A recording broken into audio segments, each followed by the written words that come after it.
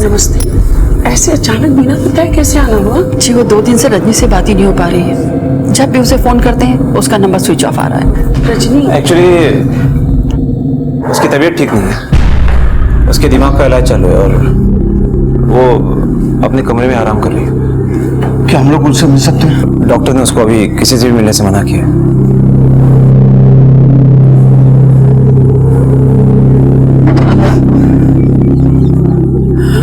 पता नहीं क्या हो गया मेरी बच्ची को। ऑटो। बेटा, लोग बाहर जाके कुछ बवाल तो नहीं करेंगे? नहीं मामा, कुछ नहीं होगा। उज्जवल एक काम कर, उन लोगों को फोन कर बोल के अलर्ट हो जाए, किसी को भी रजनी से मिलने न दे। जल्दी फोन कर। कुछ नहीं होगा।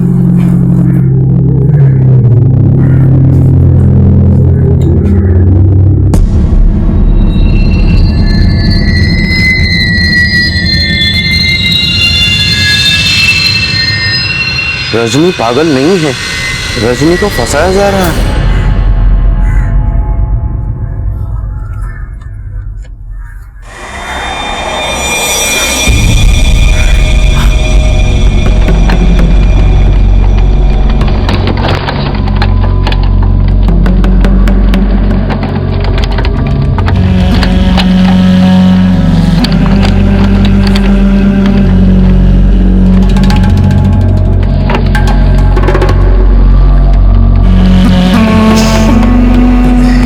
अच्छा हुआ इसके साथ, ये साबित करना चाहती थी कि मैं इसके साथ गलत कर रहा हूं। अब इसकी सारी जिंदगी ये साबित करने में निकल जाएगी कि ये पागल नहीं है। रजनी की हालत का मंजर देखकर दिल सिहर उठता है और मन बार बार ये सवाल करता है कि कोई इंसान इतना नीचे कैसे गिर सकता है कि एक मासूम लड़की की जिंदगी को इस तरह से बदतर बना दे कि मौत और जिंदगी में कोई फर्क ही ना दिखे। जिन आंखों में अपने खुशहाल भविष्य के सपने लिए रजनी ने मेहता परिवार में कदम रखा था, आज वही आंखें बेजान दिखाई दे रही थी। रजनी अपने ससुराल गई तो थी उनके खिलाफ सबूत इकट्ठा करने, लेकिन उसके खिलाफ हुए एक और षड्यंत्र ने उसे मेंटल असाइलम तक पहुंचा दिया। आखिर क्या होगा रजनी के साथ? क्या वो वहां से निकलने में कामयाब हो पाएगी? क्या दुनिया को मेहता परिवार का सच पता चल पाएगा?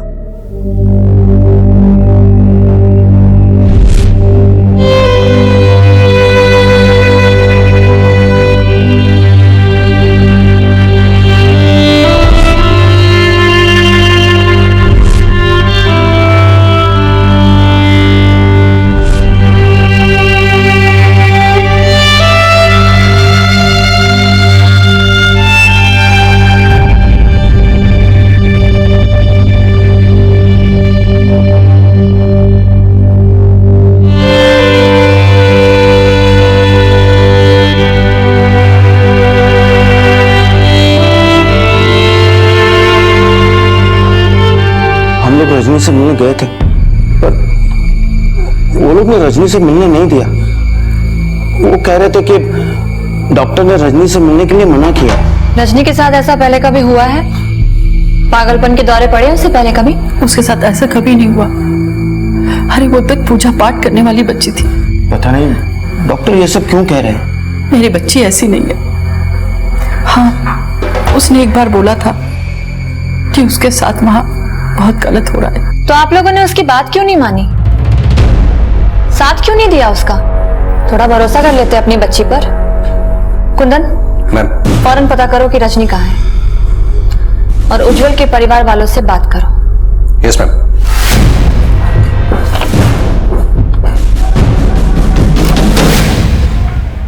उठो मैडम, ये लो दवा खा लो अपना। शाबाश मैडम जी, चलो दवा का टाइम हो गया, खा लो और पानी पी लो।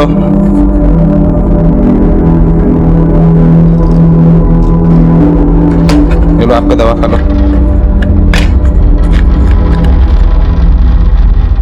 दवा खा लो।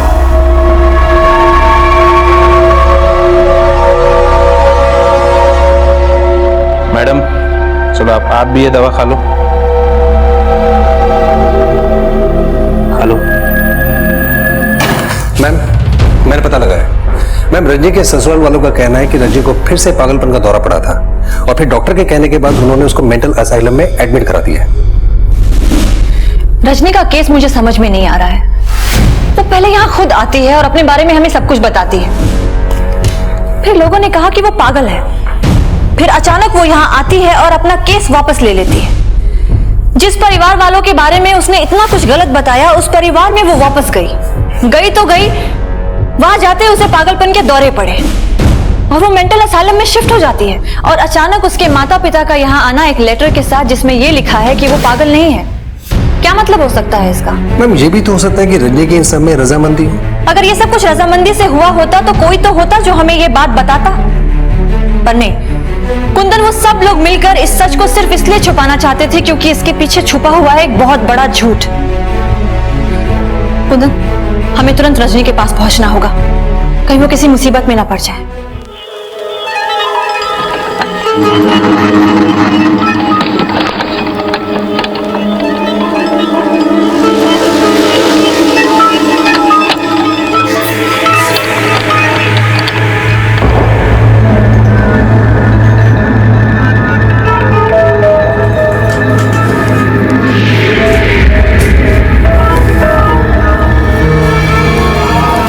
तेरा पहली बार है ना, सीख ले अच्छे से।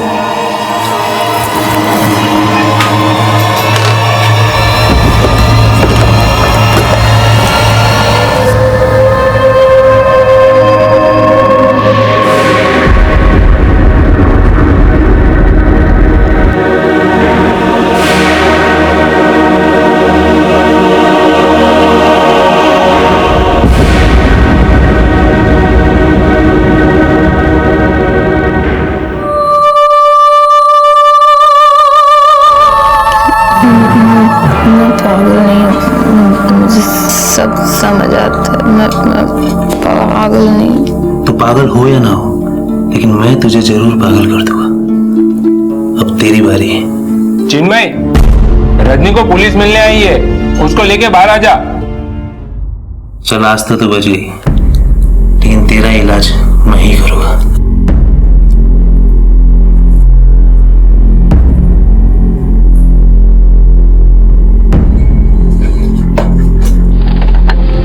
और फिर हमने उसे दवाई दी जिससे कुछ आराम मिला, पर मेंटल कंडीशन अभी भी वीक है, रिकवर होने में टाइम लग सकता है।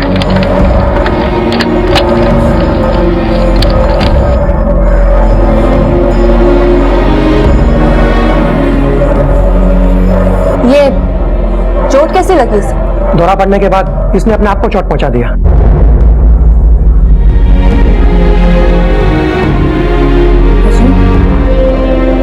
रजनी, कैसी हो तुम? आप कौन? देखा आपने, ये इसकी बीमारी का एक हिस्सा है।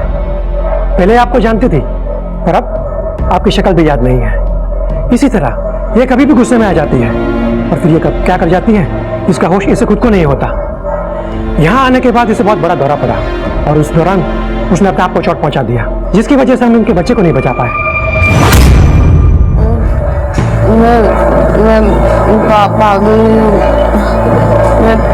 पागल नहीं हूँ। पेमेंट सबकी रेडी हो जाएगी। सबकी रेडी, कोई प्रॉब्लम। और जितने भी डायमंड मर्चेंट, उज्जवल साहब, वर्मा जी कैसे हैं? ठीक। आज का क्या इंतजाम है? आज संध्या भाभी आपके साथ रहेंगी। भाभी,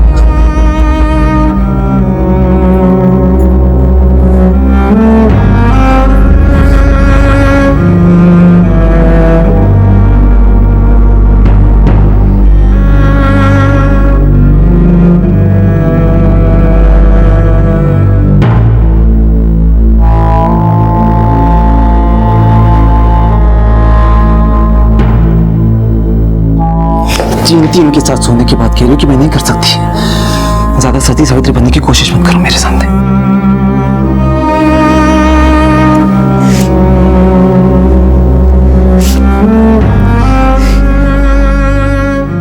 चलो सब लोग अपनी दवा खा लो, सेहत जल्दी ठीक हो जाएगी। मैं जो पीली वाली गोली देगा उसको मत खाना। उसको खाने से लोग अपना होश खो बैठते हैं और फिर चिन्मय इनके साथ बलात्कार करता है। गोली मत खाना।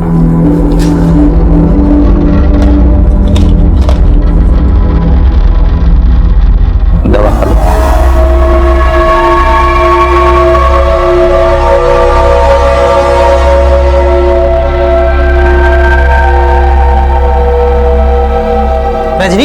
तुमसे मिलने कोई आया है? आओ चलो।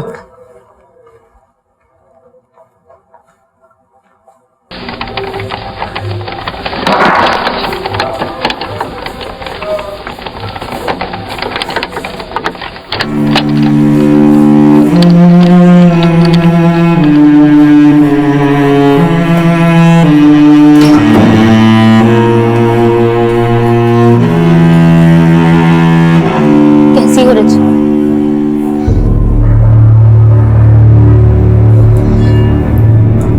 मैंने सच में उस कैमरे के बारे में किसी को कुछ भी नहीं बताया। उज्जवल ने पहले ही सोच लिया था कि वो तुम्हें पागल साबित कर देगा, और मुझे इस बारे में सच में कुछ नहीं पता था। मुझे पता होता तो मैं तुम्हें पहले ही बता देती। अभी प्लीज मेरी मदद करो।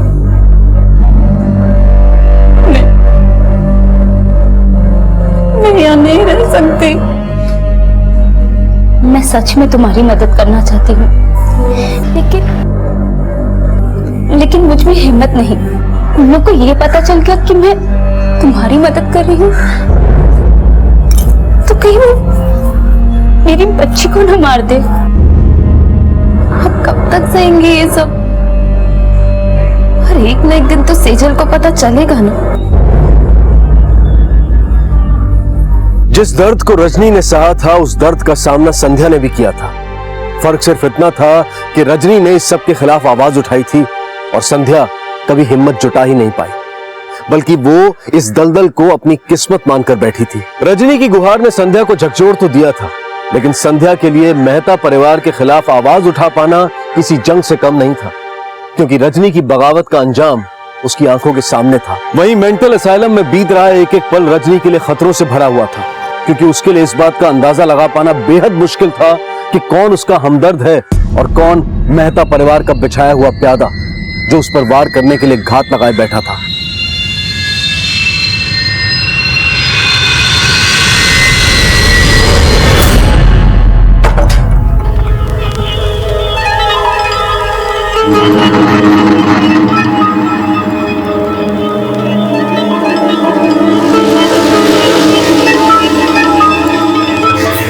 उस वक्त तेरा इलाज नहीं हो पाया था ना, चल मेरे साथ तुझे ठीक।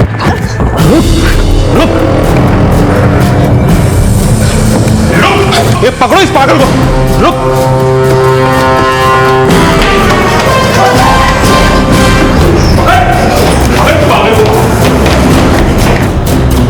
पकड़।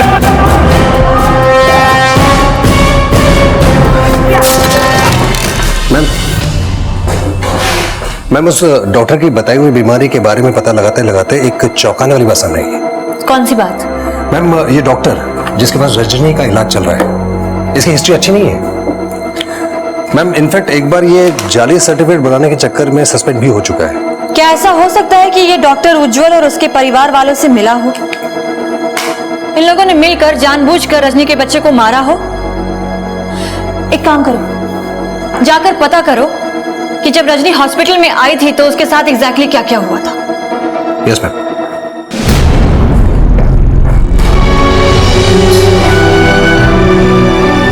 चिन्मय जी सर। इसका खास ध्यान रखना। ओके।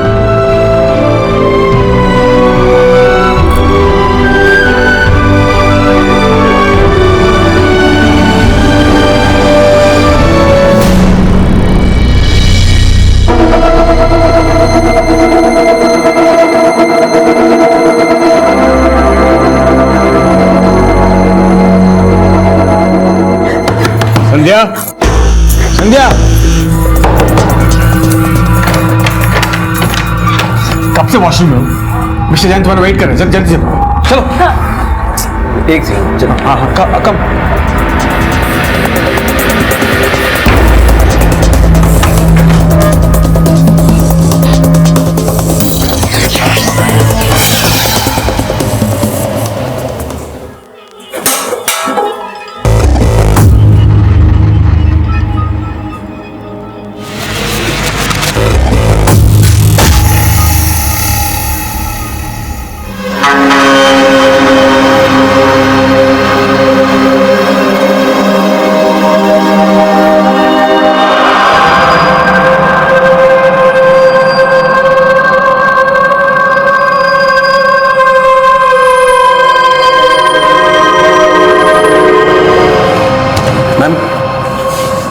मैम ज्यादा तो पता नहीं लग पाया है, लेकिन जितने भी मेंटल पेशेंट्स हैं उनको संभालने का काम चिन्मय का है। जिस रात को रजनी उस हॉस्पिटल में एडमिट कराई गई थी, चिन्मय वहीं पे था। ये चिन्मय यहाँ पर कई सालों से काम कर रहा है। तो इसका मतलब ये हुआ कि वो उस डॉक्टर का काफी पुराना आदमी है। कहीं ऐसा तो नहीं कि वो भी उस डॉक्टर के साथ मिला हुआ हो? मैडम, आपके लिए किसी ने लेटर छोड़ा।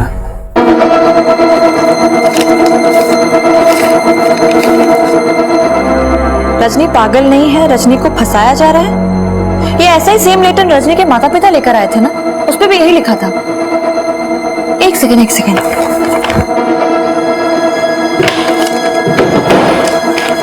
Hold this.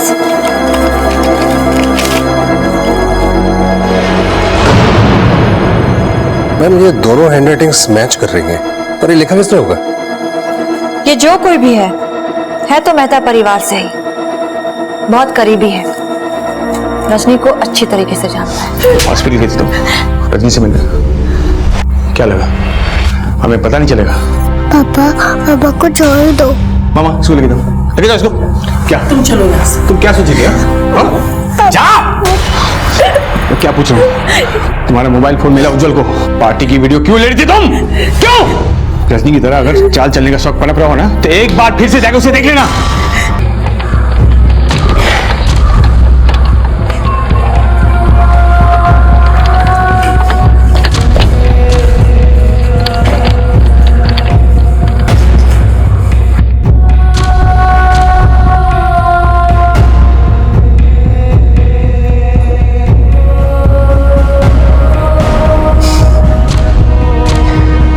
लगता है बहुत खातिरदारी हो रही है यहाँ पर। सुना है तेरे अंदर का एथलीट जाग गया। पर क्या है ना रजनी, कि यहाँ की दीवार को कोई पार नहीं कर सकता, लेकिन एक बात की तो दाद देनी पड़ेगी। तुमने यहाँ पर बैठे बैठे अपना दिमाग लड़ाया और भाभी को भी अपने प्लान में शामिल कर लिया। लेकिन तुम टेंशन मत लो, हमने सब ठीक कर दिया। तब तुम्हें यहाँ से बचाने के लिए कोई नहीं आएगा। उज्जवल, तुम जो बोलोगे ना मैं सब करूंगी।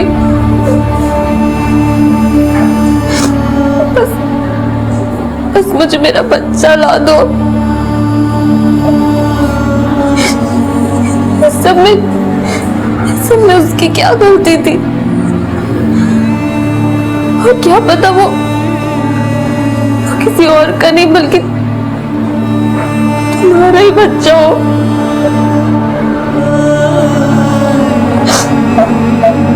मुझे मेरा बच्चा ला दो। उसने तो आंखें भी नहीं खोली थी अपनी इस दुनिया में।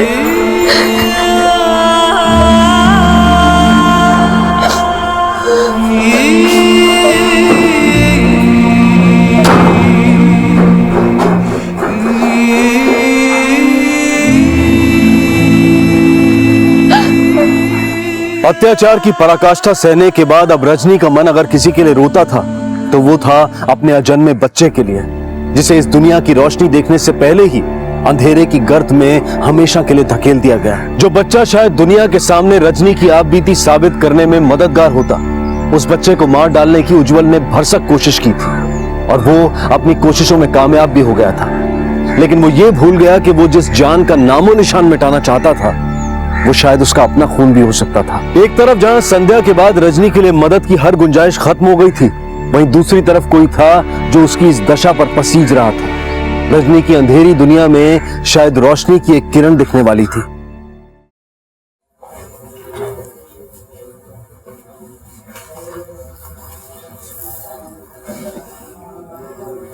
दीदी, मेरे बच्चे को क्या हुआ था? खाना टाइम से खा लेना। दीदी प्लीज बताइए ना कि क्या हुआ था मेरे बच्चे को जब मैं यहाँ आई थी। प्लीज बताइए ना।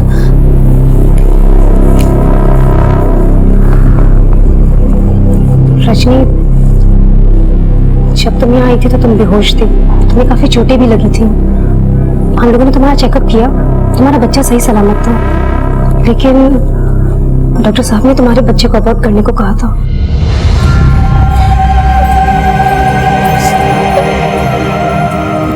रजनी, तुम रो मत।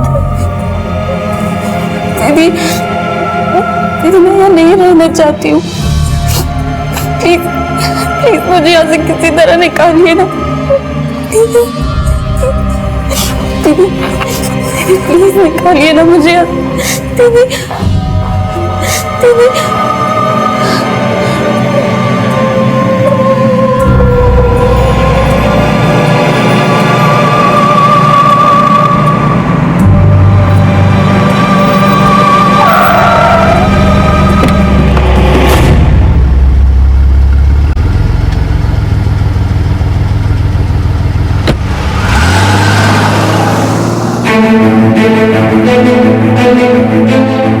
तो तुम भी उसी असालम में काम करती हो?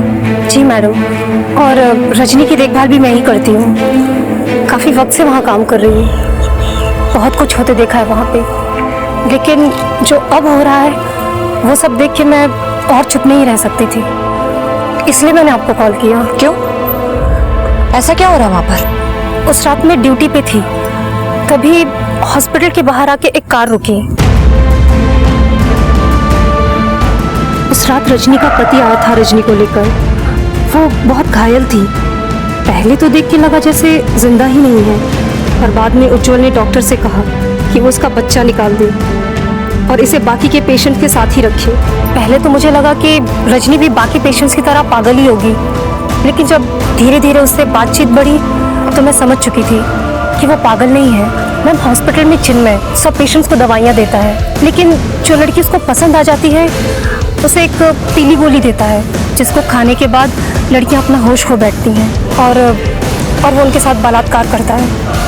मैम, वो वही गोली रजनी को भी देता है।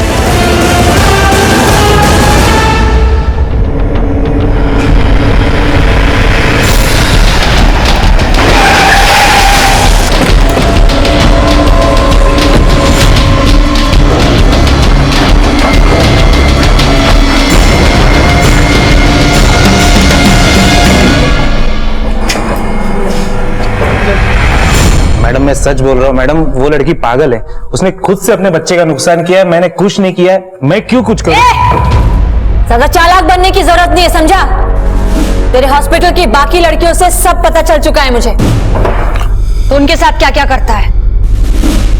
तेरे पास बस एक ही रास्ता है, या तो तू हमें सब कुछ सच सच बता, वरना निर्भया एक्ट लगाकर तेरी जिंदगी मौत से भी बदतर कर दूंगी।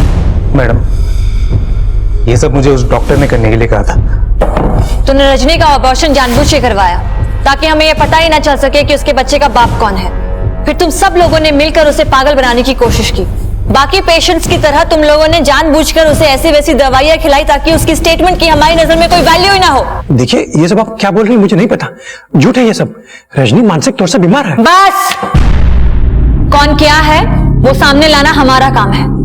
बहुत मोटी चमड़ी है ना तेरी, मैं भी देखती हूँ कितनी मोटी है। Kundan, yes ma'am. खातिरदारी में कोई कमी नहीं होनी चाहिए। मैडम मेरे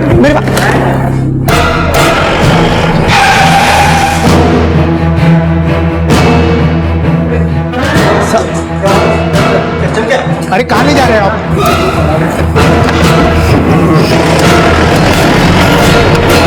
देखिए मैडम, उसका पागलपन बहुत बढ़ता जा रहा था। ऑलरेडी डॉक्टर से जिद करके मैंने उसको अपने घर पे रखवाया था, लेकिन उसकी हालत इतनी ज्यादा बिगड़ चुकी थी कि मैं क्या करता। मेरे पास कोई और दूसरा ऑप्शन भी तो नहीं था। फिर आपने उसका अबॉर्शन करवा दिया? मैंने ऐसा कुछ भी नहीं करवाया। मुझे तो खुद डॉक्टरों से पता चला कि पागलपन की हालत में उसने खुद को चोट पहुंचा ली, और जिसकी वजह से बच्चा गिर गया। मैम एक सेकंड मैम, हम इसको ज्यादा देर रख नहीं सकते क्योंकि इसका बड़ा भाई लॉयर के साथ यहाँ पर आया है और उसके पास बेल ऑर्डर्स है। और मैम उनका ये भी कहना है कि अगर अबॉर्शन जबरदस्ती हुआ है तो भी इसके बारे में उनको कुछ पता नहीं है। इसके लिए अगर कोई जिम्मेदार है तो वो चिन्मय है। और मैम इन्होंने डॉक्टर की भी बिल करा ली है।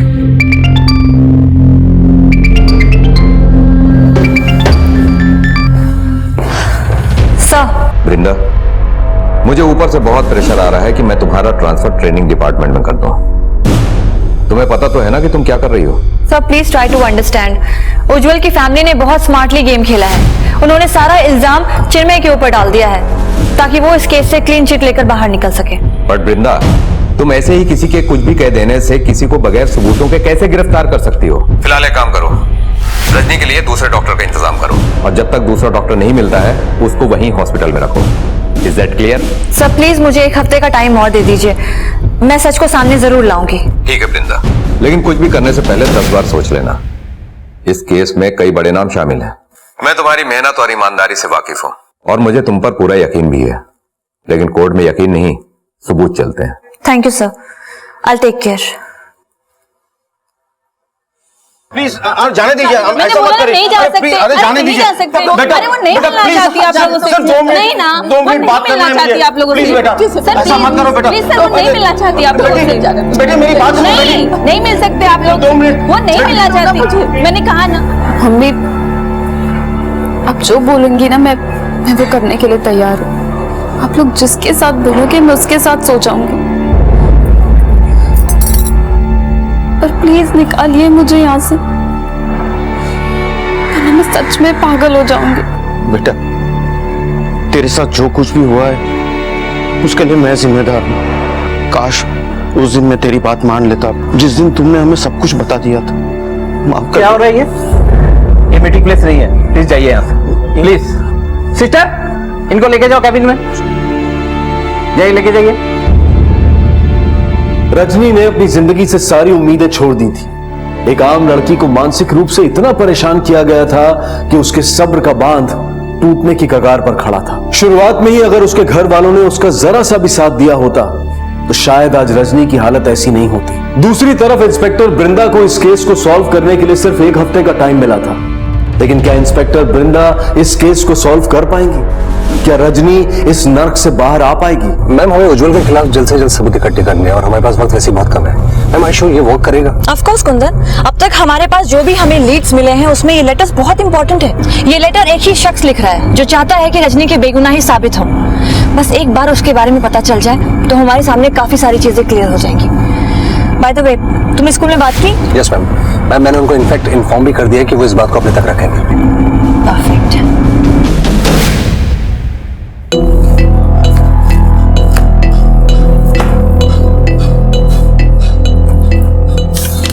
मैम ये देखिए, सेजल का होमवर्क उसकी माँ ही करवाती थी।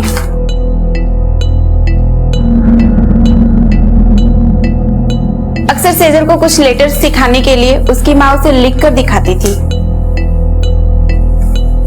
ये मम्मा ने लिख दिया और टीचर को बता देना कि मम्मा ने देख लिया। ठीक है, अब हम दूसरा होमवर्क करते हैं। यहाँ पर इस पन्ने पे। हाँ क्या बात है, अभी तक तैयार नहीं हुई तुम? मैंने सुबह कहा था ना कि आज रात का प्लान क्या है? पर मुझे इसका होमवर्क कराना है। इसका होमवर्क होते रहेगा, मेरी डील दोबारा नहीं होगी। चलो जल्दी जल्दी जल्दी आ जाओ। मैं कहीं नहीं जाऊंगी।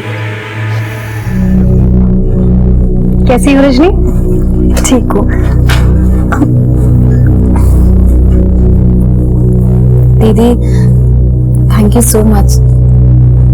आप नहीं होते तो पता बस अब टेंशन लेने की कोई जरूरत नहीं है। तुम्हारा केस एक नए डॉक्टर के पास है, अब बस वो तुमसे एक बार मिलेंगे और सब ठीक हो जाएगा। रजनी, तुमसे मिलने कोई आया है। अच्छा।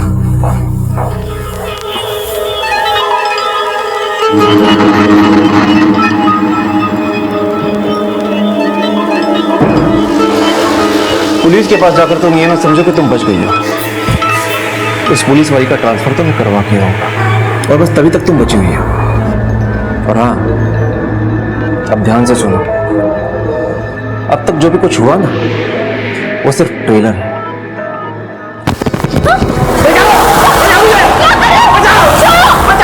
छोड़ो मुझे, छोड़ मुझे, छोड़। पागल हो गए आप लोग? कि सिगरेट है कि नहीं? कुछ मार देते हैं मुझको, कपड़े फाड़ दे, खून निकाल दिया।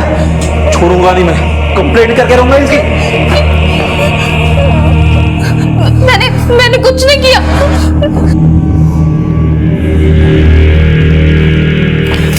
डॉक्टर, मैं अभी रजनी से मिल के आ रहा हूँ। आप मुझे बताइए कि वो कब तक ठीक होगी। आप देख रहे हैं मेरी शर्ट फाड़ दी, ये देख रहे हैं मेरी क्या हालत कर दी उसने। अरे मुझे समझ में नहीं आता कि आप उसको खुला कैसे छोड़ सकते हैं। She is dangerous. आप शांत हो जाइए, रजनी का केस मैं हैंडल कर रहा हूँ, उसका भी पूरा चेकअप बाकी है। उससे अगर किसी को खतरा है तो हम उसे सेपरेट वार्ड में शिफ्ट कर देंगे। और ऐसा करने की कीमत क्या होगी?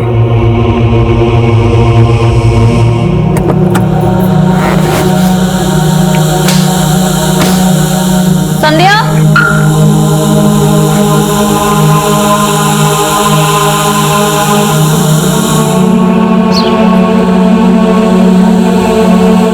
ये क्या कर रही है आप? छोड़िए। देखिए मैं बिल्कुल ठीक हूँ। बिल्कुल ठीक हो रजनी, लेट जाओ। ये क्या हो रहा है?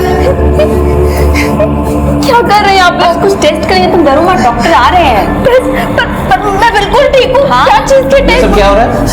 डॉक्टर मैं बिल्कुल ठीक हूँ। ये सब क्या कर रहे हैं आप लोग? घबराओ मत, तुम्हें कुछ नहीं होगा। मशीन लगाओ। मैंने कुछ नहीं किया, ये सब मेरे हस्बैंड ने किया। वो मुझे फंसाना चाहता है। मुझे मालूम है कि तुम बिल्कुल नॉर्मल हो।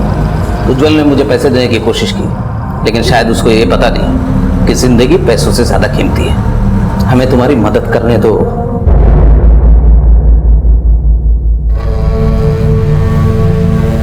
मशीन लगाई। भाई ये नया डॉक्टर विजय तो बिका ही नहीं, इसने रजनी को क्लीन चिट दे दी। अब कोर्ट में रजनी की गवाही में महंगी पड़ सकती है भाई।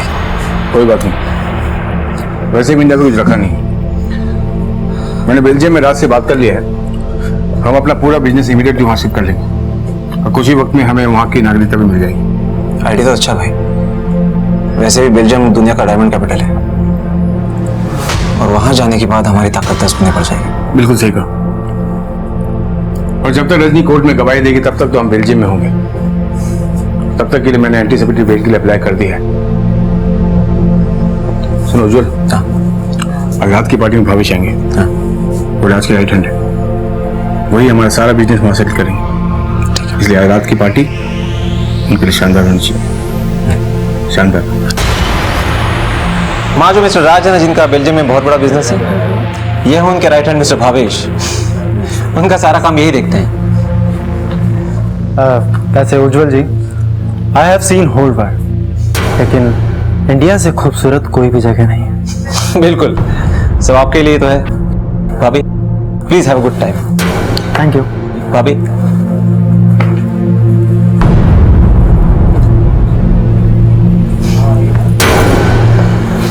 माँ मोहित को मोहित ने कभी बताया नहीं कि आप इतने खूबसूरत हैं। खैर कोई बात नहीं, एक रात बहुत होती है एक दूसरे को जानने के लिए। बैठिए। ऐसे आप एक्सक्यूज मी, मुझे वॉशरूम जाना। हाँ it's okay, I can understand. जल्दी आइएगा। बड़ी अंडरस्टैंडिंग झाड़ रहा है, पकड़ो इसे। चलो ताकि ये कमरे में तलाशी लो। उज्जवल क्या हो रहा है सब? मुझे मैडम क्या है, आप मुझे जानती नहीं है, आपका ट्रांसफर करा दूंगा मैं। अब जेल में बैठकर ट्रांसफर करवाना मेरा। क्या? देखता हूँ कैसे जेल में डालेगी आप। क्या क्राइम कर रहे थे हम लोग? एक दूसरे के साथ मर्जी से सो रहे थे, किसी का रेप नहीं हो रहा था यहाँ पर। अपनी मर्जी अपने पास रख। तुम्हारे खिलाफ कोर्ट में जब गवाही पेश करूंगी ना, तो तुम्हारे होश उड़ जाएंगे। मतलब क्या है आपका? तुम्हारी बीवी तुम्हारे खिलाफ कोर्ट में गवाही देगी कि तुमने उसे लोगों के साथ सोने के लिए मजबूर किया है। अब इससे बड़ी गवाही तो कोर्ट में हो नहीं सकती किसी की।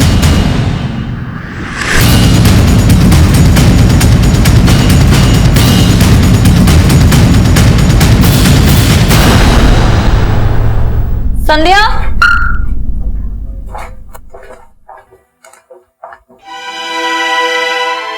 ये हैंडराइटिंग तुम्हारी है?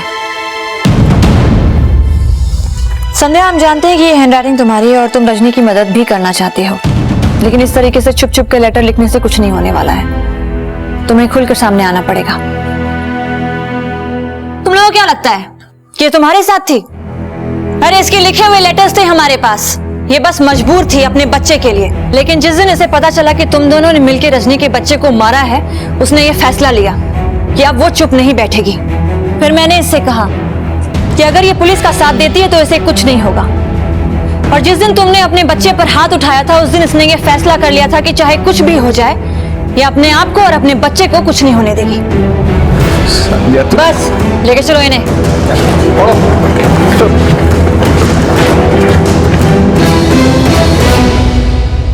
रजनी, तुम्हारे सारे रिपोर्ट्स आ चुके हैं, तुम बिल्कुल नॉर्मल हो। अब तुम कोर्ट में गवाही दे सकती हो। उज्जवल और उसके सारे साथी गिरफ्तार हो चुके हैं। इंस्पेक्टर वृंदा तुम्हारा बाहर इंतजार कर रही है। जाओ।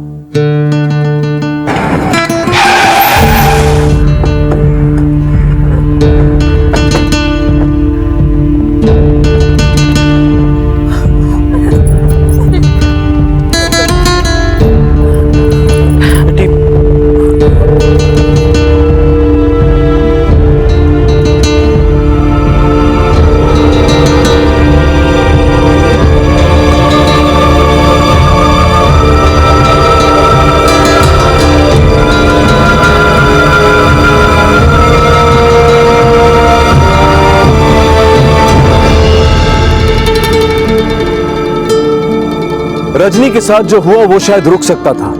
उसकी ये हालत ना होती अगर किसी ने उसकी बात सुनी होती, उसे समझा होता, उसका साथ दिया होता। लेकिन ऐसा नहीं हुआ, क्योंकि कहीं ना कहीं हम आज भी बेटियों को पराया धन समझते हैं। उनकी शादी के बाद हमारी जिम्मेदारी खत्म नहीं होती, बल्कि शुरू होती है, क्योंकि शादी के बाद एक स्त्री का दूसरा जन्म होता है, जहां उसे नए परिवार में, नई दुनिया में ढलना होता है। इसलिए जानना बेहद जरूरी है कि उसकी नई दुनिया कैसी है, क्योंकि हमारे बच्चों की खुशी में ही हमारी अपनी खुशी होती है। इस केस से जुड़े सभी अभियुक्त आज सलाखों के पीछे हैं। उन्हें उनके किए की सजा जरूर मिल जाएगी, लेकिन उनमें से कोई भी रजनी का बीता हुआ कल नहीं लौटा पाएगा।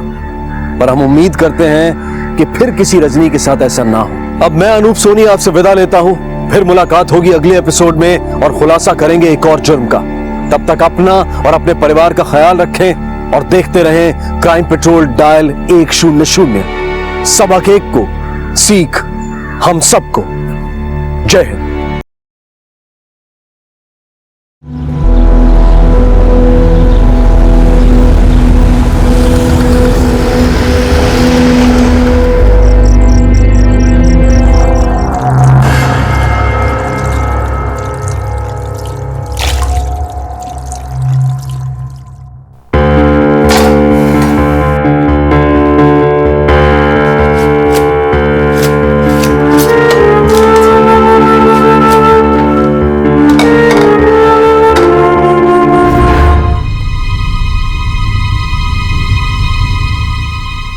कौन थे ये लोग?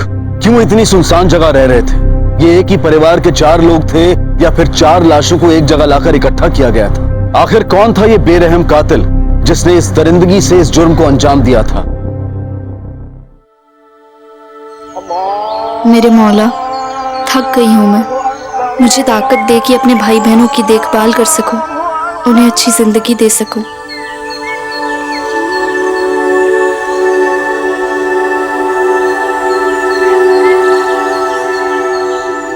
बेटी, अल्लाह ताला के फजलो करम से तुम्हें बहुत लंबी उम्र मिले।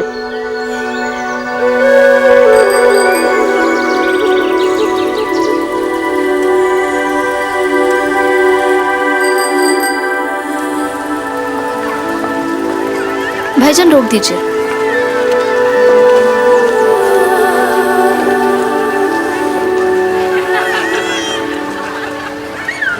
आधा किलो आलू दे दीजिए, थोड़ी सी मिर्ची और प्याज भी दे दीजिए आधा किलो। देखो बिटिया, पहले पुराना हिसाब चुकता करो, तभी हम सब्जी देंगे। कलीम भाई, आपको तो सब पता है, थोड़े दिन की मोहलत दे दीजिए, आपकी पाई चुका दूंगी। देखो, और मोहलत नहीं देंगे, इस बार तो दे देते हैं। आगे से आएंगी, पूरी पाई चुकाएंगी, तभी हम सब्जी देंगे। बिल्कुल बिल्कुल। क्या आधा किलो? आधा किलो आलू, आधा किलो प्याज और थोड़ी मिर्ची। लो बेटी, अब की ध्यान रखना। शुक्रिया भाई। डरा दिया ना? क्या आप भी? एक्स्ट्रा क्लास से जल्दी छुट्टी हुई तुम्हारी? हाँ, स्कूल से क्लास गया, क्लास की जल्दी छुट्टी हो गई।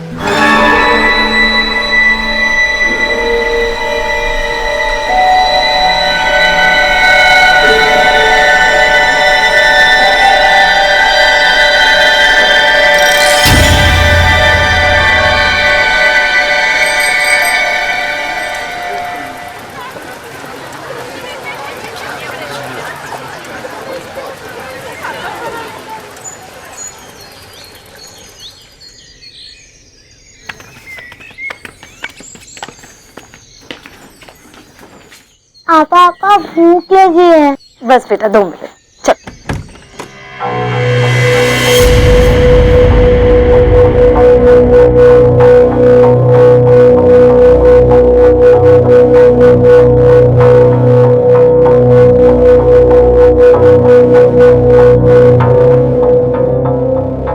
अंदर जाओ।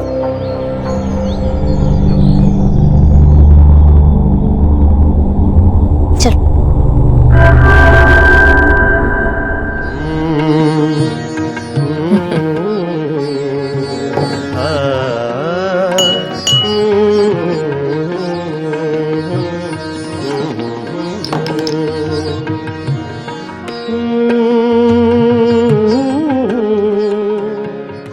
रिजू, सायरा, आगे तुम लोग।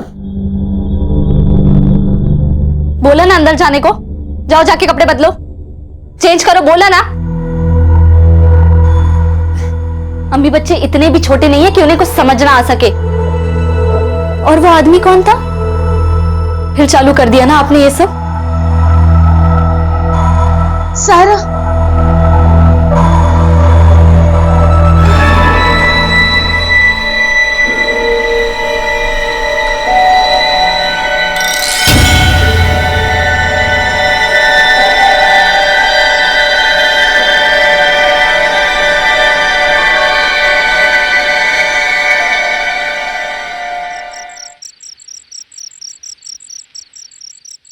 अच्छा तुम दोनों अपनी आंखें बंद करो।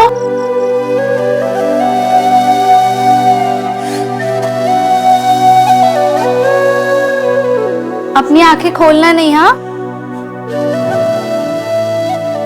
पहले कौन खाएगा? मैं नहीं करो, मैं तुम्हें अपने हाथों से खिलाऊंगी। आ करो।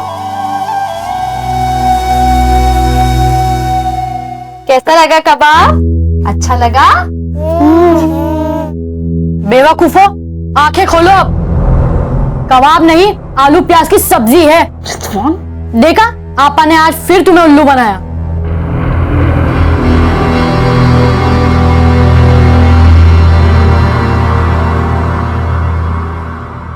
अच्छा चलो अपने हाथ से खाओ, है ना? और तुम भी आके खा लो, मैं अम्मी को देके आती हूँ।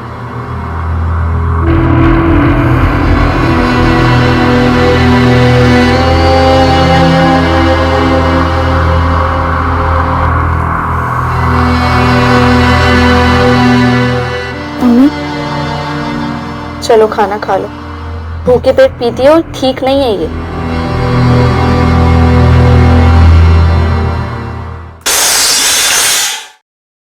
क्यों पीती हो इतना? गिरा दिया ना खाना। बचपन में तू गिरा देती थी तो मैं डांटती थी क्या तुझे? मैं शराब पी के तो नहीं गिराती थी ना।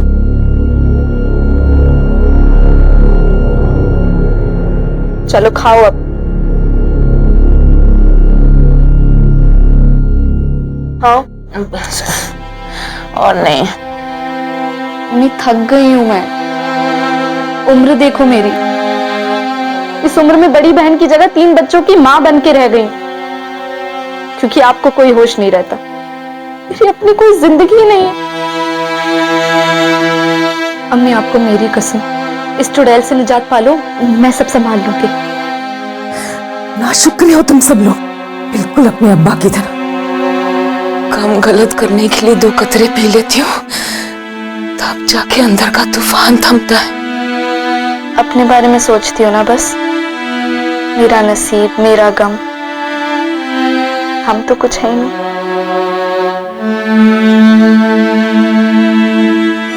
सोचो।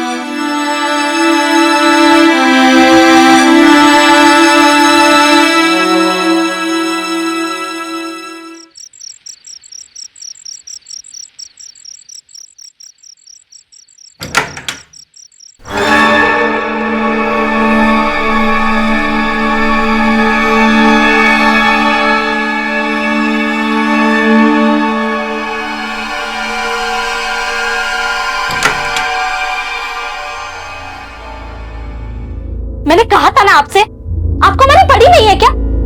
कोई और माँ होती ना अपने बच्चों के बारे में सोचती।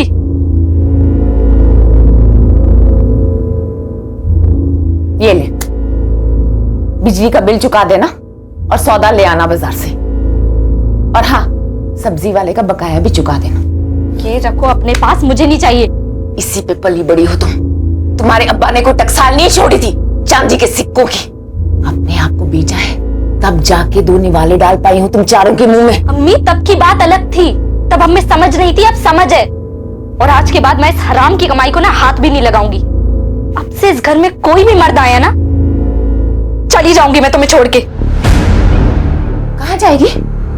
बाहर कौन से कालीन बिछे हुए तेरे लिए? हाँ, मैंने अपने लिए नई नौकरी ढूंढ ली है शहर में, वहीं पे जाऊंगी। और कुछ वक्त बाद अपने भाई बहन को भी ले जाऊंगी। आप यहाँ रहना, करना अय्याशी। अय्याशी कर रही हूँ, अय्याशी कर रही हूँ। जख्म में हूँ, मेरी उम्र में सहारा न हो किसी का तो जीना मुहाल हो जाता है, और औरत खूबसूरत हो तो जिसमें एक जरिया बचता है जीने का। ये सब मुझे मत बताओ, मैं चली जाऊंगी। चली जाएगी? मुझे छोड़ के चली जाएगी तू? माँ से ज्यादा आजादी प्यारी है तुझे? आजादी कहाँ है अम्मी? माँ तुम हो उनकी, लेकिन संभाल मैं रही हूँ। कोई एहसास भी है आपको कि आपके बच्चे आपके बारे में क्या सोचते हैं? आजादी की जिंदगी तो आप जी रही हैं। घर में जवान बेटी है अम्मी, कुछ तो लिहाज करो। जी तो करता है या तो अपनी जान दे दूं या किसी की जान ले लूं।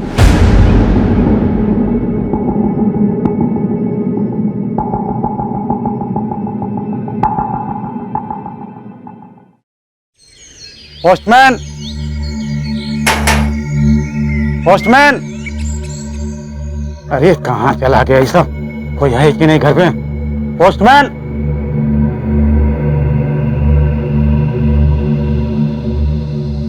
पोस्टमैन,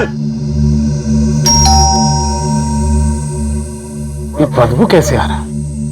अरे कोई घर पे है?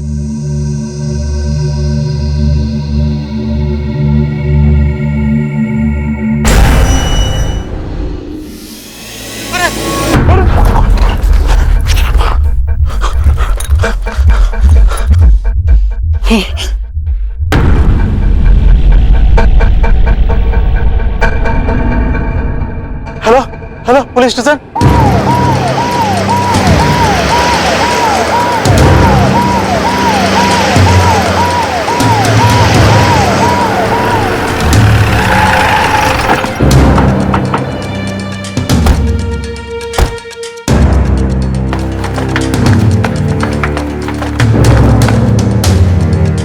खोलो इसे।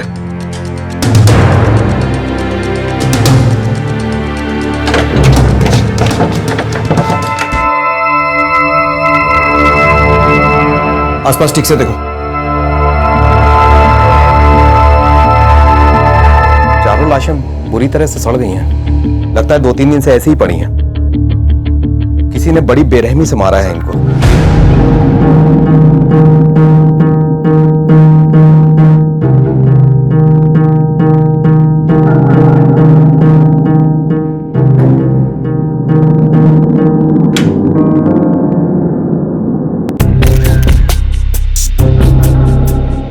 हैं खूनी बच्चे। घर में माँ बाप का भी कोई नामो निशान नहीं है, और इस सुनसान इलाके में अकेले रहते थे। आसपास कोई बस्ती भी नहीं है। पता कैसे चलेगा?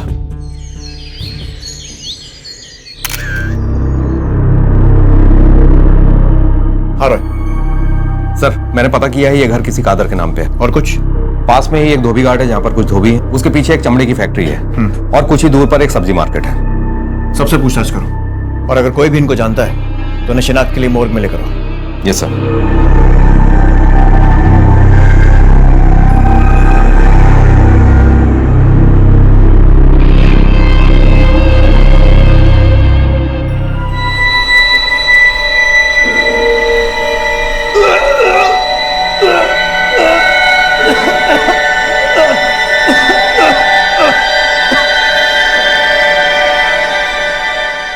माफ करना साहब, लाश देखते उल्टी आ गई। हो गया कार्यक्रम।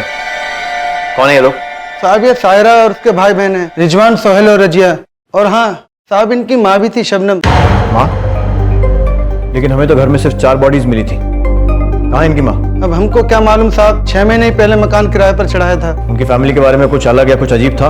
हाँ साहब, मैं जब भी किराया लेने जाता था, दोनों माँ बेटी में किसी न किसी बात को लेकर झगड़ा रहता था। सच कहूँ साहब, सायरा को देखकर बहुत तरस आता था।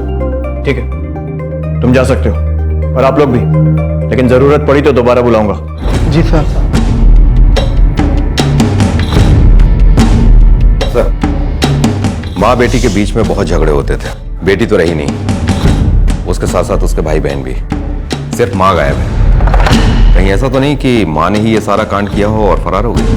एक बार शबनम के घर जाकर बारीकी से तलाशी लेते हैं, कोई ना कोई सुराग तो जरूर हाथ लगेगा। 4 बेनाम लाशों को अब नाम तो मिल चुके थे, सायरा, रिजवान, रजिया और सोहेल। लेकिन ये किस परिवार के बच्चे थे?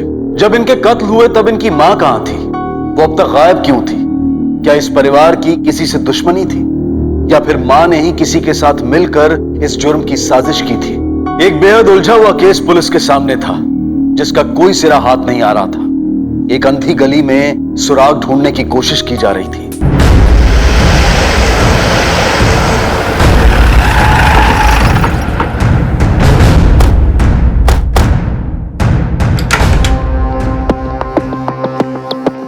ठीक से चेक करो।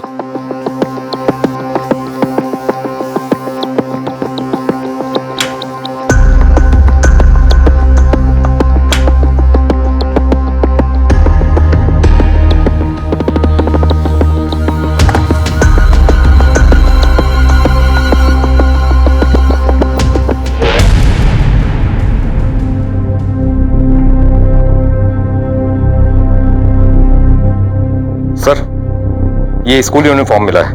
मॉडर्न माउंट स्कूल का लोगो है इस पर। इस स्कूल से पता चल सकता है कि ये लोग कौन है। गुड। ये दवाई की रसीद भी मिली है। आयत मेडिकल स्टोर। इसकी डेट के हिसाब से हमें बॉडीज मिलने के 4 दिन पहले यहाँ से दवाइयाँ खरीदी गई थी। सर, बॉडीज की हालत देख के लग रहा था कि वो लगभग 2 दिन पुरानी है। इसका मतलब मर्डर से 2 दिन पहले या तो इनमें से कोई बाहर गया था या फिर बाहर से कोई आया था यहाँ दवाइयाँ लेकर। एक काम करते हैं, पहले स्कूल चलते हैं। यस।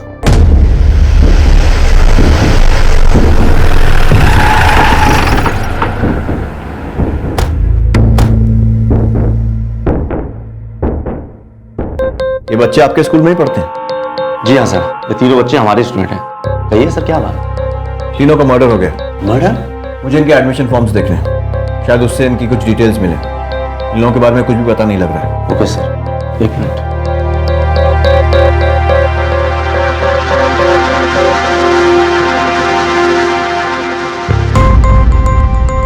जी सर, ये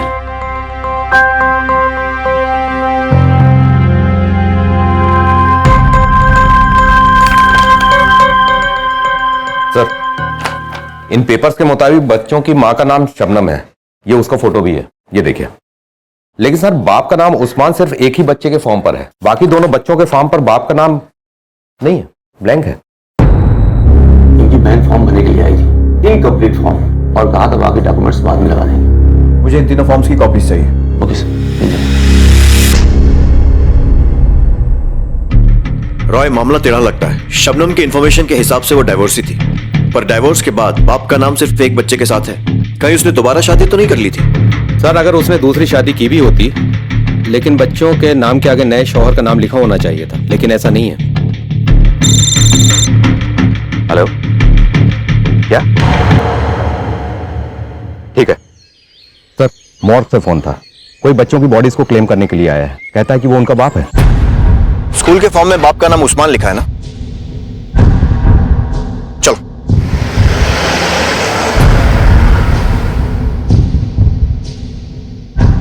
उस्मान। जी साहब। तुम ही उन बच्चों के पिता? हाँ साहब। कोई आईडी प्रूफ लाया? जी साहब।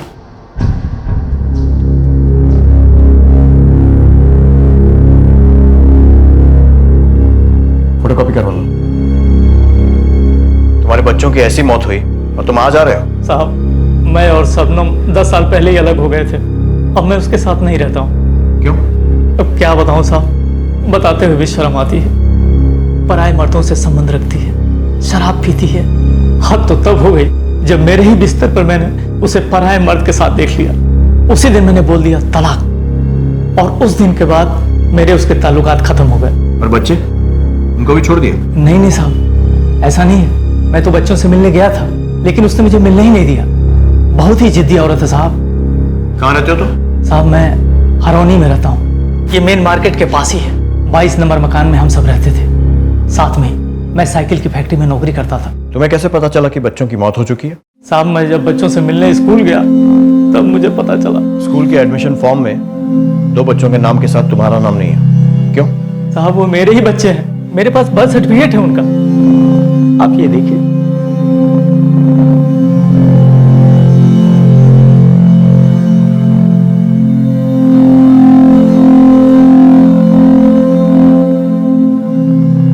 साहब, मैं अपने बच्चों को ले जाऊं? जीते जी मेरे बच्चों ने बहुत तकलीफ उठाया है। मेरे होते हुए लावारिस की तरह उनकी लाश पड़ी हुई है। उनको ले जाकर दफना देंगे, ताकि मरने के बाद कम से कम उनको रूह को सुकून तो मिल जाएगा। बॉडीज दे दो। यहाँ कहाँ ठहरे हो? साहब मैं अमर लॉज में ठहरा हूँ साहब, कपूरथला मार्केट के पास ही है सर। बच्चों को ले जाऊँ सर। बॉडीज हैंड ओवर कर दो।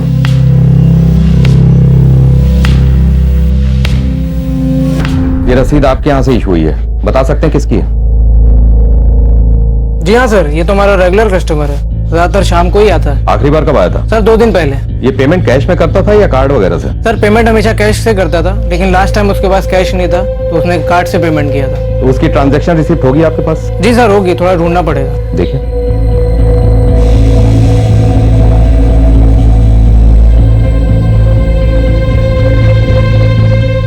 ये रही सर।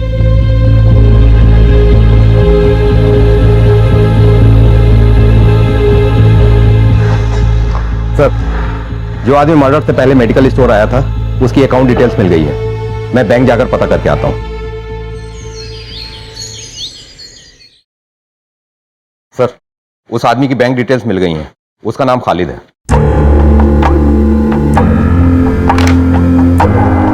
कहीं शबनम के साथ मिलकर इसी ने तो बच्चों को रास्ते से नहीं हटाया। एक काम करो, ले आओ इसे, पता करो इस सब में इसका रोल क्या है। Yes sir.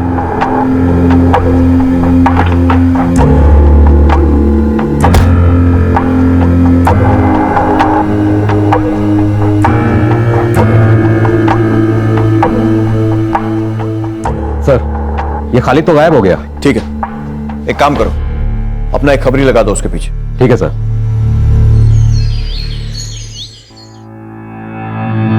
सर, पोस्टमार्टम की रिपोर्ट आ गई है। मर्डर किचन नाइफ से ही किया गया है और फोरेंसिक टीम ने किचन सिंक में ब्लड के क्लॉट्स भी कंफर्म किए हैं। मतलब कातिल ने पहले उन्हें मारा और फिर चाकू धोकर रख दिया। सिर्फ चाकू धोया। या तो उसे साफ सफाई का बहुत शौक है या फिर सरफिरा है वो। सर, एक बात और पता चली है। सायरा जो बड़ी बेटी थी उसकी किडनीज में कुछ प्रॉब्लम थी और वो डायलिसिस पे थी। डायलिसिस पे? रॉय, जिस तरह की उस घर की हालत ही देखकर लगता नहीं कि वो लोग इतना खर्चा अफोर्ड कर सकते होंगे। मुझे किसी साजिश की बू आ रही है। अभी बच्चों का बाप आकर गया, उसने भी ऐसा कुछ नहीं कहा कि उसकी बेटी की किडनीज में कुछ प्रॉब्लम है। सर, एक बार लड़की के बाप से दोबारा मिले, हो सकता है इस केस में कुछ रोशनी डाल सके।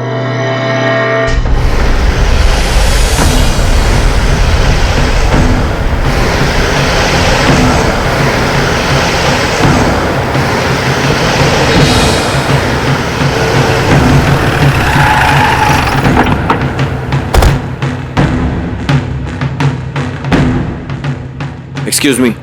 जी सर। उस्मान बेग नाम का एक आदमी इस लॉज में ठहरा हुआ है, उससे मिलना है। सर 1 मिनट में चेक करती हूँ। सर वो तो चेकआउट कर गया। कब? सुबह 9 बजे। 9 बजे? या सर, वो डेड बॉडीज क्लेम करने के लिए 11 बजे आया था, उसके पहले ही चेकआउट कर लिया। रॉय, रूम चेक करो। Yes sir. उस्मान ने आईडी प्रूफ के लिए जो भी डॉक्यूमेंट्स दिए हैं सबकी फोटोकॉपीज चाहिए। जी सर, 2 मिनट लगेंगे। ठीक है। सर, मैंने कमरा चेक किया, कमरा पूरी तरह से साफ है, ऐसे जैसे जाने से पहले उसने सारे सबूत मिटा दिए। 4 बच्चों का मर्डर होता है और माँ गायब। बाप लाशें लेने आता है और वो भी गायब। तुम ही उन बच्चों के पिता? हाँ साहब। कोई आईडी प्रूफ लाया? जी साहब।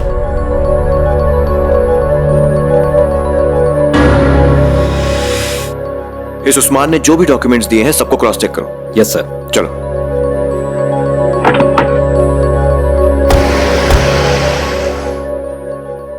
सर, उस्मान ने जो भी डॉक्यूमेंट दिए थे सबके सब फर्जी। व्हाट? मतलब उस्मान था ही नहीं? तो फिर इन बच्चों का असली बाप कहां है? और वो नकली उस्मान यहां क्यों आया था? और शबनम, उसका कुछ पता चला? सर, जिससे भी पूछताछ की सबने यही बताया कि लड़की ही घर संभालती थी।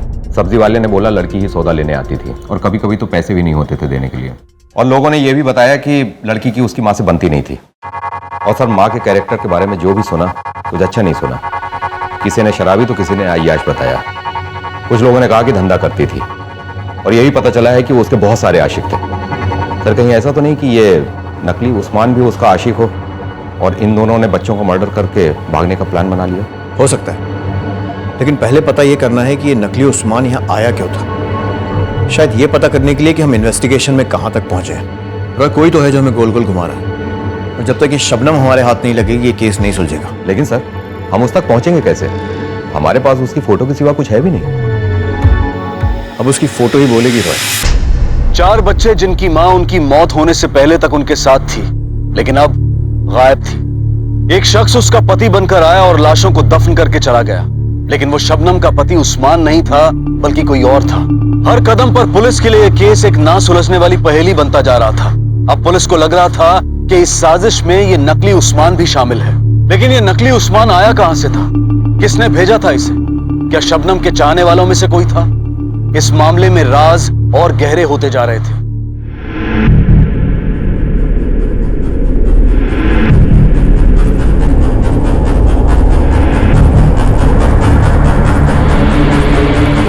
साहब मैं इनको जानती हूँ, मेरा मायका सदरोना का है, ये भी वहीं रहती थी। इसका नाम शबनम ही है ना? हाँ साहब, पड़ोसन थी ये मेरी। इतने सालों बाद भी याद कैसे है तुम्हें? छोटा सा गाँव है साहब, सब एक दूसरे को जानते हैं। ये बेग खानदान की बहू है, पता नहीं क्या हुई अचानक घर छोड़ के चली गई। पर सदरोना में अभी भी इसका खानदान है, उन लोगों को पता होगा इसके बारे में। ठीक है, तुम जा सकती हो। रॉय, आप सदरौना चलकर ही पता करते हैं कि शबनम नाम की औरत का रहस्य क्या है।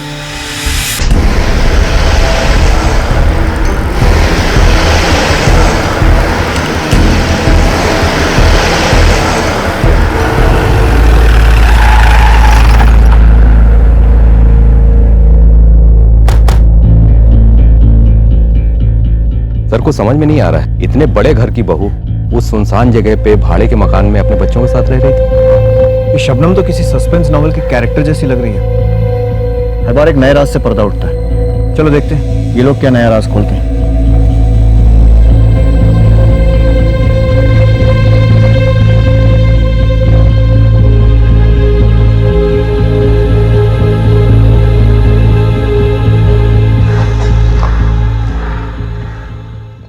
इस औरत को पहचानते हैं?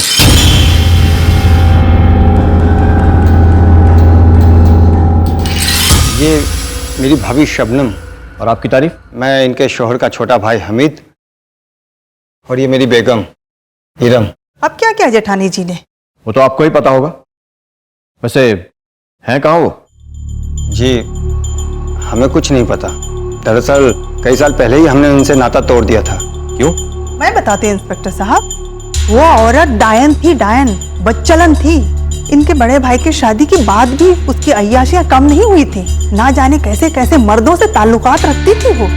एक बार तो उन्होंने मुझ पे बुरी नजर डाली थी, जिसकी वजह से हम दोनों भाइयों में झगड़ा हो गया था, और भाई साहब ने गुस्से में आकर मुझ पर गोली चलाई, जिसकी वजह से मेरा ये हाथ एकदम बेकार हो गया। और उसके बाद भाई साहब को जेल हो गई। शबनम का शौहर जेल में है? हाँ, उसके बाद हमने शबनम से साफ साफ कह दिया, तुम जैसी गंदी औरत इस घर में नहीं चाहिए। जब आप लोगों को पता था कि सारी गलती शबनम की है, तो आपने अपने भाई को जेल से छुड़ाने की कोशिश क्यों नहीं की? अरे पागल है क्या हम? मैंने ही मना किया था इनको जेठ जी को जेल से छुड़वाने के लिए। क्या बता फिर से आके गोली मार दे। लेकिन जनाब क्या बात है, आप इतनी पूछताछ क्यों कर रहे हैं? कुछ हो गया है क्या? शबनम पिछले 6-7 दिनों से गायब है और उसके 4 बच्चों का कत्ल हो गया है। 4 बच्चे? हमारे भाईजान के तो 2 ही बच्चे थे, सायरा और रिजवान। 2 ही बच्चे थे? हाँ हाँ 2 ही बच्चे थे। जाने कहां से 2 गंदगी घर में लेकर आई होगी। अरे उसकी फितरत ही ऐसी थी। क्या जमाना आ गया कि शौहर जेल में है और दूसरे के बच्चे को पाल रही है। अगर मानना ही था तो उसे मारते, मासूम बच्चे को क्यों मारा? कुछ पता चला कि किसने मारा उन बच्चों को? जी नहीं, हम कातिल की तलाश में ही यहां तक आए। कब तक छुपेगा? ढूंढ निकालेंगे उसे। वैसे जरूरत पड़ी तो आपको फिर से तकलीफ देंगे। जी जनाब।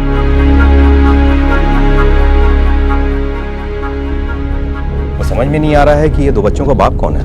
अब हमारे सारे सवालों के जवाब उसका शौहर ही देगा। चलो।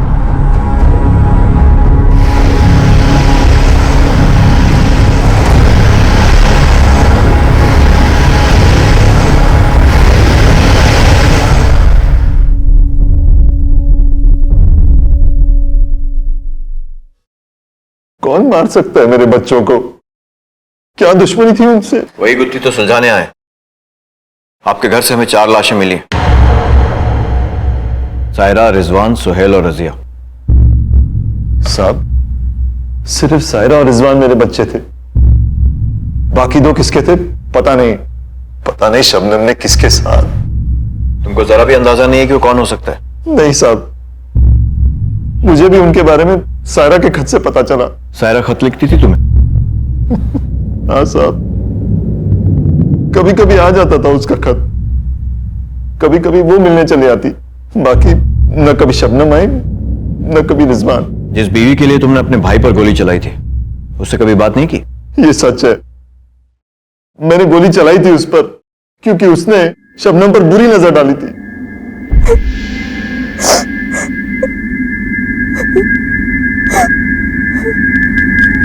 क्या हुआ शब्बू, तुम रो क्यों रही हो? कुछ बोलोगी भी? मैं कुछ बोलूंगी तो आप मेरा यकीन नहीं करेंगे। तुम ऐसे कैसे सोच सकती हो? बोलो क्या हुआ? आपके भाई हमीद ने मेरे साथ हमीद? नीयत बुरी है उनकी।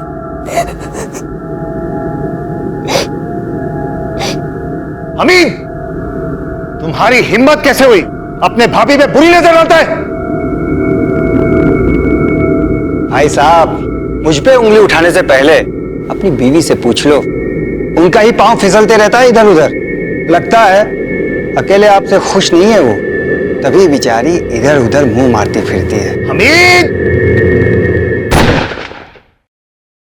गुस्से में गोली चल गई और पुलिस ने मुझे गिरफ्तार कर लिया।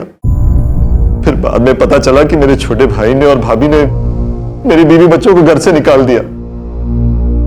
सब तब तक तो मेरा पूरा एतबार शबनम पर था, पर मैं यहां जेल में और उसने वहां 2 और बच्चे पैदा कर दिए। अब क्या एतबार करता मैं? शायद मेरा छोटा भाई ही सही था। मैं नहीं जानता क्या क्या सच है साहब, पर इतना जरूर है, तरसता था मैं अपने बच्चों को मिलने के लिए। कभी कभी जब सायरा आ जाती मिलने तो लगता था जैसे मेरी खोई हुई जिंदगी मुझे मिल गई हो। सालगिरह मुबारक हो अब्बू। खीर लाई हूं आपके लिए।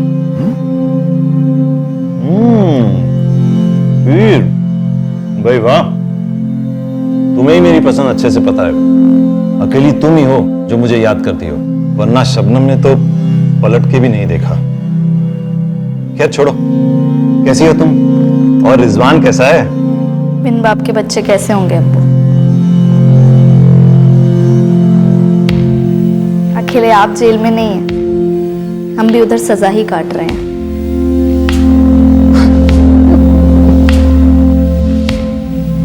जब सायरा ही नहीं रही तो अब मेरी भी जिंदगी का क्या मतलब है? पर साहब, आपने शबनम के बारे में कुछ नहीं बताया। कहाँ है वो? क्या उसको भी मार डाला? मर्डर के बाद से वो भी गायब है। साहब, कहीं आपको तो नहीं लग रहा कि शबनम ने ही बच्चों को? हो सकता है, हमारे शक के दायरे में वो भी है। सर जिला साहब बता रहे हैं कि उस्मान ने कुछ महीने पहले वकील को बुलवाकर अपनी वसीयत चेंज करवाई थी। तुमने अपनी वसीयत क्यों बदली? साहब, भाई और भाभी से रिश्ता खत्म हो चुका था, उन पर एतबार नहीं कर सकता था मैं, और शबनम पर तो कतई नहीं। इन्हीं दिनों मेरी तबीयत खराब रहने लगी। रिहाई की तारीख पास ही में है, मगर मुझे लगा अगर मुझे कुछ हो जाता तो मेरे बच्चों का क्या होता? सबसे ज्यादा नुकसान मेरी सायरा और रिजवान का होता। इसीलिए मैंने अपना हिसाब सायरा और रिजवान के नाम कर दिया। मेरे मरने के बाद उनको उनका हक तो मिलना चाहिए ना, लेकिन अल्लाह की कुछ और ही मर्जी थी।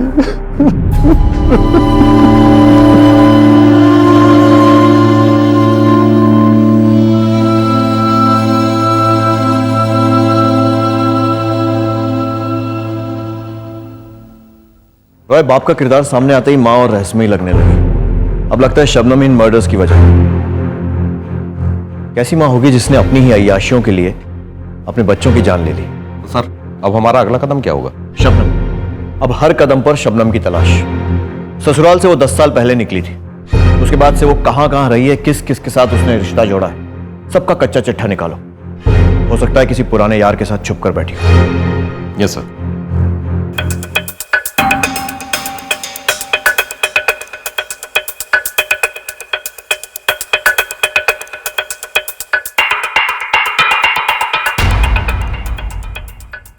हाँ रॉय सर, शबनम के बारे में अब तक जो जानकारी मिली वो ये है, ससुराल से निकाले जाने के बाद वो कुछ समय बिजनौर में रही।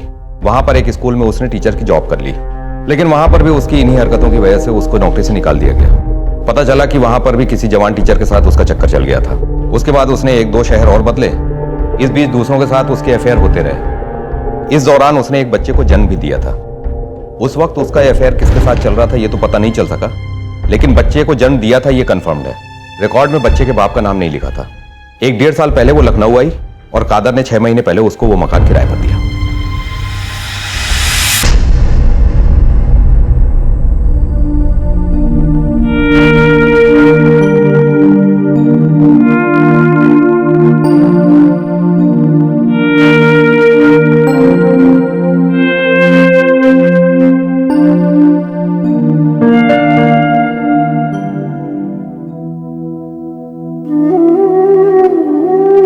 रिहाई मुबारक हो अब्बू।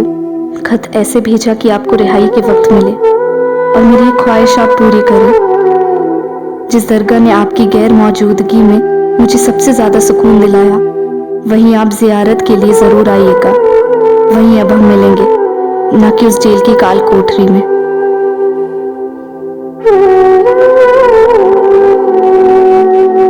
अब्बा, यहाँ आकर ख्वाहिशें पूरी हों या ना हो, दुआ करके दिल को तसल्ली मिल जाती है। अब हम मिलेंगे तो इसी दरगाह पर, यही मेरी एक आरज़ू है। और आपसे खूब लड़ूंगी मैं। इतने बरस दूर जो रही हूँ, सब हिसाब पूरा करूंगी। लड़ूंगी और गले भी लगाऊंगी आपको। आपकी लाडली सायरा।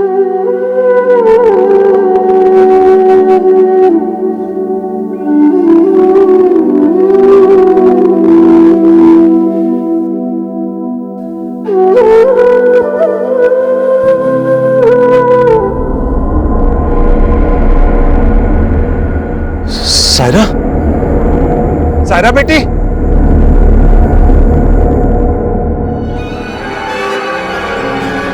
सायरा, सायरा, सायरा। साहब, मेरी बेटी सायरा जिंदा है।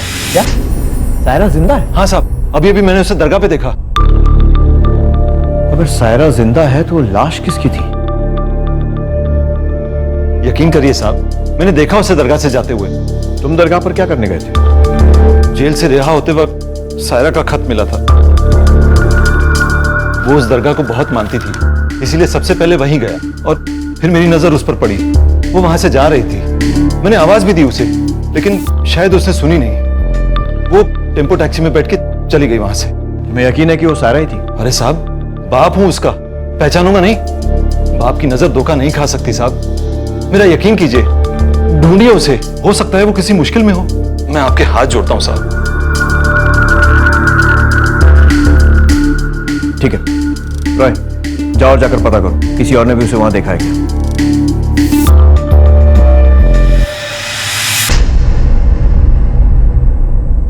साहब, मैं रोज की तरह दरगाह पर बैठा हुआ था, तभी आप हजरत दरगाह शरीफ में हाजिर देने आए और करीब करीब उसी वक्त सायरा बिटिया भी रोड से गुजरी। दरगाह शरीफ को सलाम करके आगे वो टैक्सी गाड़ी में बैठ गई। आपने तभी उसको देखा और चिल्लाते हुए उसके पीछे दौड़े, लेकिन तब तक टेम्पो टैक्सी आगे बढ़ चुकी थी और उनसे मिल नहीं पाए। ठीक है, अब जा सकते हैं। सलाम साहब।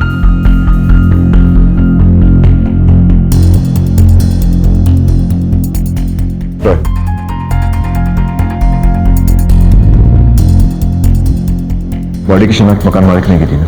हाँ सर, खादर नाम है उसका। लेकर आओ उसे, पता करो कि कहीं उसने हमें जानबूझकर गुमराह तो नहीं किया। तब तक हम सारे को ढूंढते हैं। Okay sir. 4 लाशों से शुरू हुई इस जुर्म की कहानी ने लिया था एक सनसनीखेज मोड़, जहां सायरा के पिता ने सायरा को जिंदा देखा था। क्या सायरा वाकई जिंदा थी? और अगर सायरा जिंदा थी तो फिर वो चौथी लाश किसकी थी? इस केस का हर नया मोड़ इसे और पेचीदा बना रहा था। तलाश शिनाख्त क्यों की? तुझे पता था ना कि वो सायरा नहीं है? बता दो सर, लाश का सर कुचला था और कद काटे कपड़े भी सायरा की तरह पहने थे। शक्ल पहचानने लायक नहीं थी, इसलिए मैंने सोचा सायरा ही होगी।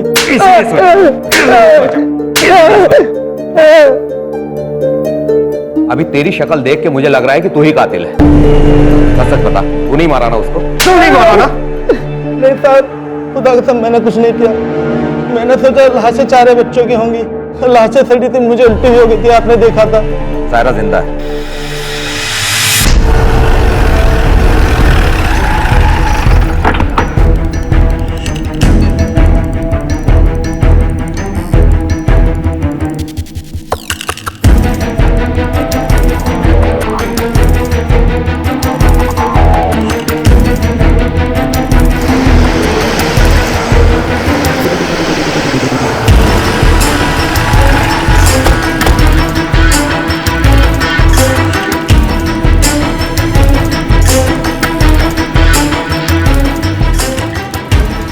इसको देखा कहीं?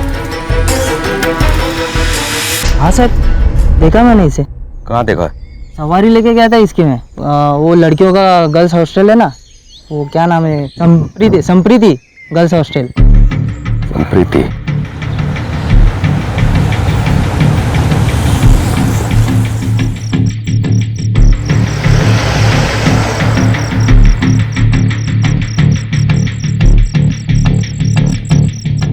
मिस सायरा,